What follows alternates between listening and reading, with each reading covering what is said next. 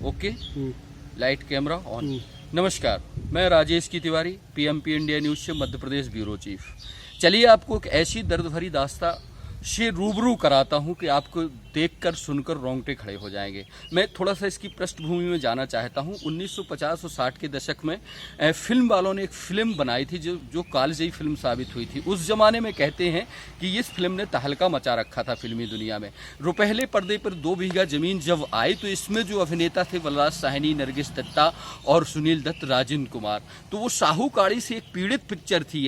इस पिक्चर में ऐसा देखने को मिला रहा था कि कैसे एक बैल बन के उसके 2 पुत्र माँ उस जमीन को जोतती है और किसी तरह धान या फसल बोती है और फिर वो फसल आती है तो साहूकार अपने कब्जे में ले लेता है और परिवार दाने दाने को तरसता है। वैसा ही आज की दौड़ती भागती जिंदगी में यह वाकया सामने आया है। मैं Rajesh K Tiwari, Madhya Pradesh bureau chief, MP head, national reporter, PMP India news के लिए अपने दर्शकों के लिए ले चलता हूं पन्ना जिले के सुदूरवर्ती क्षेत्र सलेहा अंचल के ग्राम पंचायत जो गुनौर जनपद पंचायत के अंतर आती है भिटारी।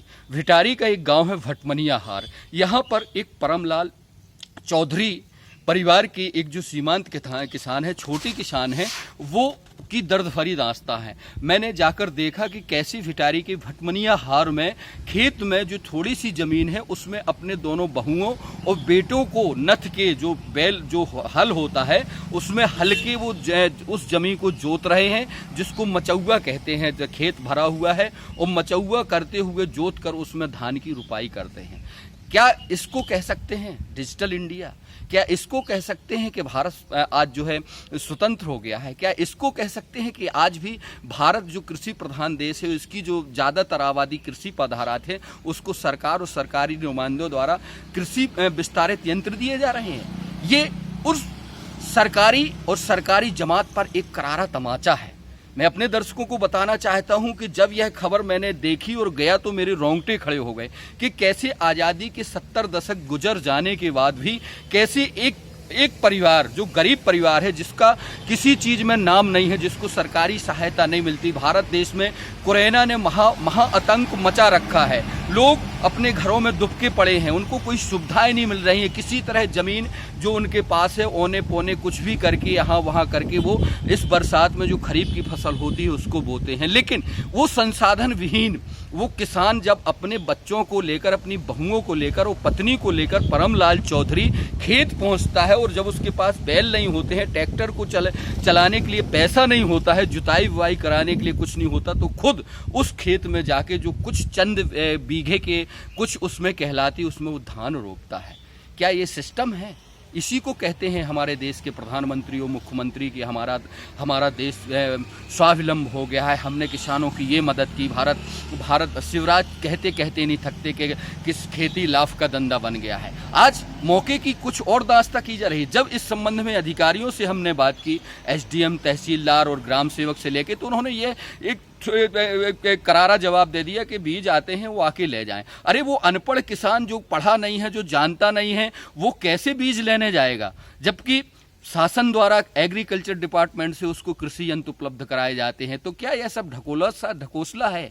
क्या यह सब कागजी कार्रवाई है? आज इस तस्वीर को देखकर निश्चित ही जो मैंने शुरुआत में पृष्ठभूमि में आप दर्शकों को बताई कि 2 बीघा जमीन जो 60 और 50 और 60 के दशक में पिक्चर आई थी, आज भी इतने साल गुजर जाने के तौर पर भारत देश में ऐसी तस्वीरें आ जाती हैं। मध्य प्रदेश में यह तस्वीर जो मैं दिखा रहा हूं, जो हल में बैलों की जगह जो भाई जुते हैं और पत्नियां उसमें धान लगा रही हैं, क्या ये तस्वीर उन नुमाइंदों के लिए करारा तमाचा नहीं है? क्या उन लोगों के लिए एक सीख नहीं है जो झूठ बोलते हैं और कहते हैं कि हम ये सुविधा दे रहे हैं, वो सुविधा दे रहे हैं? इस संबंध में जब जिले के कलेक्टर मिस्टर कर्मवीर शर्मा जी से बात करनी चाहिए तो उन्होंने फ़ोन रिसीव नहीं किया। वो शायद लगता है किसी अनजान का फ़ोन रिसीव नहीं करना चाहते। क्या इसको कह सकते हैं कि प्रेस मीडिया स्वतंत्र है? क्या वो कोई चीज़ बताए तो उसको धमकियां भर मिलेगी, उसकी सुविधाएं नहीं? जब इसको इलेक्ट्रॉनिक मीडिया और प्रिंट मीडिया में चलाया और लोगों ने चलाया तो परियोजना अधिकारी मिस्टर संजय सिंह कह रहे थे कि ये आप क्या दिखा रहे हो, ये तो सनातन परंपरागत खेती है, यहाँ तो ऐसा होता है। अरे फिर आप लोग किस बात की दवा है, आप लोग के पास किस मर्ज का दवा है कि आप कहते हैं कि आदमी के बैल में जुतेगा या गाड़ी में जुतेगा और वो खेत में इस तरह के हल चलाएगा। और ये तो फिर आपकी व्यवस्थाएं कहाँ गई, आपका डिजिटल इंडिया कहाँ गया, आपके जो और जो मेक इंडिया था और जो तमाम वादे थे वो कहाँ गए।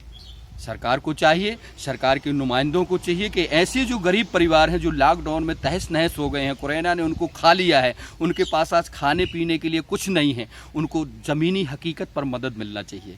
तहसीलदार को कलेक्टर ने भेजा, तहसीलदार ने जांच की और वही प्रतिवेदन लिख दिया कि हाँ वहाँ पे पाया गया, ऐसा होगा, वो तो हुआ है, वो जोत रहे थे, ये कर रहे थे। क्या इससे इतिश्री होती है?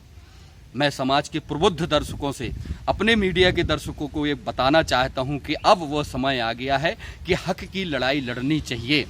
हमें ऐसे लोगों की मदद करना चाहिए, ज़मीनी हकीकत पर पहुंचकर उनको मदद करना चाहिए। भारतीय जनता पार्टी के ज़िले के जो जिला अध्यक्ष हैं उनके गृहगाम की नज़दीक की बात है। आज कोई देखना नहीं चाहता, कोई सुनना नहीं चाहता इस चीज़ को, पर यह एक करारा तमाचा है उस सिस्टम पर जो सिस्टम कहता है कि हमने ये कर दिखाया है। बहरहाल राजेश की तिवारी की यह एक्सक्लूसिव खबर आप तक के लिए, बने रहें, देखते रहें पीएमपी इंडिया न्यूज़ के लिए। राजेश की तिवारी राज की एक्सक्लूसिव रिपोर्ट। नमस्कार, सब्बा खैर, शुभ रात्रि, जय हिंद।